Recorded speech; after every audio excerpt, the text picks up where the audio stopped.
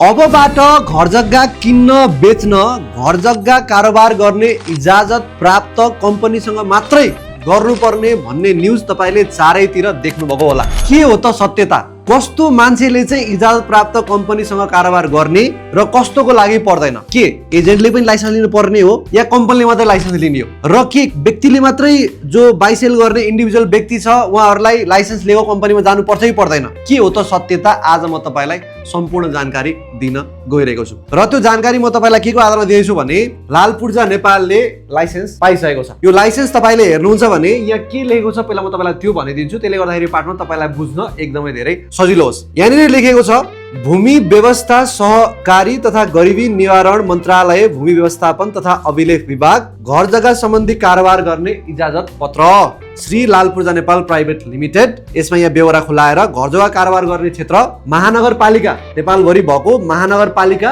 र उपमहानगरपालिका भित्र चाहिँ तपाईको आजको दिनमा कसैले किन्न बेच्न खोज्दै हुनुहुन्छ भने इजाजत प्राप्त कम्पनीसँग मात्रै प्रपर्टी खरिद बिक्री गर्नु पर्यो।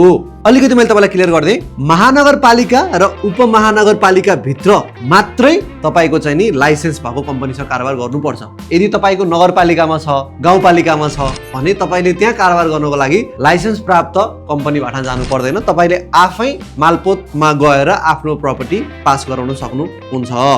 अब यहाँ के लेखेको छ भने कारोबारको अधिकतम सीमा भनेको मतलब लाइसेन्स लिएको कम्पनीले कति करोडसम्मको कारोबार गर्ने मान्यता पाएको छ त गराउने मान्यता पाएको छ भन्ने कुरा जनाउँछ। जस्तो कि अहिले तपाईको दुईटा क्याटेगोरीको लाइसेन्स दिएको छ नेपाल सरकारले। त्यसमा के भनेको छ भन्दाखेरिमा चाहिँ 3 करोडदेखि 5 करोडसम्मको घर जग्गा खरिद बिक्री गराउनको लागि एउटा लाइसेन्स, अर्को चाहिँ 3 करोड भन्दा मुनि 3 करोड 5 करोड भन्दा माथि अनलिमिटेड जतिको कारोबार गराउन चाहे पनि गर्न मिल्ने एउटा लाइसेन्स, एउटा 5 करोडसम्मको एउटा अनलिमिटेड। र 5 करोडसम्मको लाइसेन्स दिनेछ भने त्यसको दस्तुर 5 लाख, अनलिमिटेड लिनु त्यसको दस्तुर 10 लाख। त्यो चाहिँ हरेक 5-5 वर्षमा रिन्यू गराउनु पर्ने यो लाइसेन्स भन्ने कुरा उल्लेख भएको छ। अब लाइसेन्स के को लागि हो र यसले के गर्छ भन्ने कुरा बुझौँ। यदि तपाईले 3 करोड भन्दा बढीको कारोबार गर्नु हुँदैछ भने मात्रै तपाईले लाइसेन्स भएको कम्पनीमा गएर प्रपर्टी खरिद बिक्री गर्नुपर्छ। यदि 3 करोड भन्दा मुनिको छ भने पर्दैन। एक नम्बरमा यसलाई सहज भाषामा कसरी बुझौँ भने लाइसेन्स कुन बेलामा चाहिन्छ?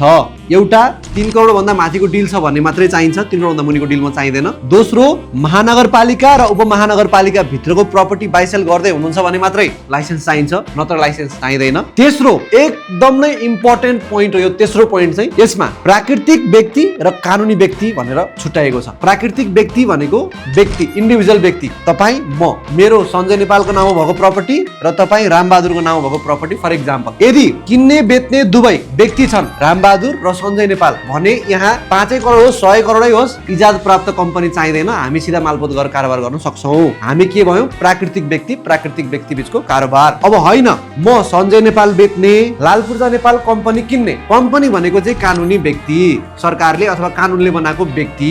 अब यदि कम्पनी किन्ने वा बेच्नेको रूपमा आएको छ भने चाहिँ या किन्ने बेच्ने दुईटै कम्पनी छ भने मात्रै तपाईको इजाजत प्राप्त कम्पनीमा जानुपर्छ। सिम्पल भाषामा मैले रामबहादुरसँग किने या मैले रामबहादुरलाई बेचेँ भने यहाँ लाइसेन्स चाहिँदैन। तर मैले लाल पूर्जा नेपालसँग किने, लाल पूर्जा नेपालको आफ्नै प्रपर्टी किने या लाल पूर्जा नेपाललाई बेचे भने कानुनी व्यक्तिको इन्भल्भमेन्टमा चाहिँ लाइसेन्स भएको कम्पनीमा जानु पर्यो। अब अर्को इक्जाम्पल लाल पूर्जा नेपालले एबीसी रियल एस्टेट प्राइभेट लिमिटेडबाट प्रपर्टी खरिद बिक्री गर्ने बेला पनि लाइसेन्स चाहिन्छ। यदि किन्ने वा बेच्ने या किन्ने बेच्ने दुवै कम्पनी छ भने यो लाइसेन्स भएको कम्पनीबाट मात्रै खरिद बिक्री गर्नुपर्छ। यसमा शर्तहरू पनि लेखेको छ। घर जग्गा कारोबार गर्दा गलत सूचना, नक्सा, मूल्य वा स्वामित्व सम्बन्धी झुटो विवरण प्रस्तुत गर्न पाइने छैन। अब जो ब्रोकरले लाइसेन्स पाएको छ उहाँहरूले चाहिँ गलत सूचना दिनु भएन, नक्साको बारेमा, मूल्यको बारेमा, जग्गा को बारेमा चाहिँ जे हो त्यही इन्फर्मेसन दिएर कारोबार गराउनु पर्छ। यो एकदमै राम्रो कुरा हो। लाइसेन्स सरकारले दियो, लाइसेन्स निकाल्यो, तर विडम्बना के छ भने अहिले तत्काललाई चाहिँ यो स्थगित गरिएको छ। किनभने यो गर्ने कार्यविधि क्लियर छैन। भने मतलब चाहिँ अब कहाँबाट चाहिँ अप्लाई गर्ने, के गर्ने भन्ने कुराहरू त्यो क्ल्यारिटी नभएकोले गर्दा फर्दर टाइमिङ यो अहिले होल्डमा छ, तर फेरि छिट्टै लागू हुन्छ। अहिले तत्काल चाहिँ यो चलिरहेको छैन, त्यही भएर तपाईँले नातिनुहोस्। खुलेपछि फेरि तपाईँले चाहिँ नि यो अहिले मैले भनेको वाला कन्डिसन छ, 3 करोडभन्दा माथिको डिल छ, महानगरपालिका उपनगरपालिका छ र तपाईँ चाहिँ किन्ने बेच्ने या दुईटै किन्ने बेच्ने नै कम्पनी छ भने मात्रै यो लाइसेन्स चाहिने हो। इन्डिभिजुअल व्यक्तिले किन्ने बेच्ने बेलामा चाहिँ लाइसेन्स भएको ठाउँमा जानु पर्दैन। र यसमा अर्को के लेखेको छ भने थैली रकम 3 करोड भन्दा माथि भएको भनेर पनि यहाँ लेखेको मैले पाएको थिएँ। ए यहाँनिर होइन, त्यो चाहिँ मैले न्युजमा देखेको थिएँ। थैली रकम यानि कि कारोबार रकम, त्यो तपाईँले त्यसरी सहज भाषामा बुझ्न सक्नुहुन्छ।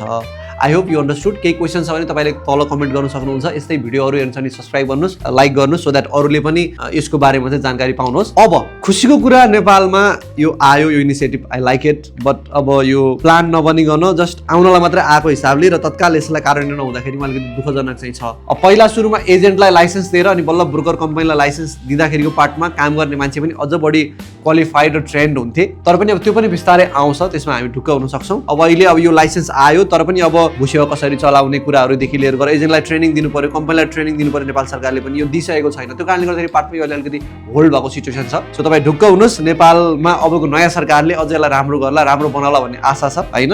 सो त्यो कारणले गर्दाखेरि पार्टमा एउटा ट्याक्सेसन पनि रेगुलेट होस्, सरकारको आम्दानी पनि बढोस्, किन्ने बेच्ने मान्छे दुवैजना सेफ पनि होस् भन्ने मेरो यसमा विश्वास छ। सो अब तपाईँ प्रपर्टी खरिद बिक्री गर्दै हुनुहुन्छ र तपाईँलाई एकदम ट्रस्टेड ब्रोकर एजेन्सी चाहिरहेछ भने लालपूर्जा नेपाल लाइसेन्स पनि आइसकेको छ। Do contact Lalpurja Nepal as well. र अरू थप क्वेसन छ भने please feel free to contact. Thank you for watching. Thank you so much.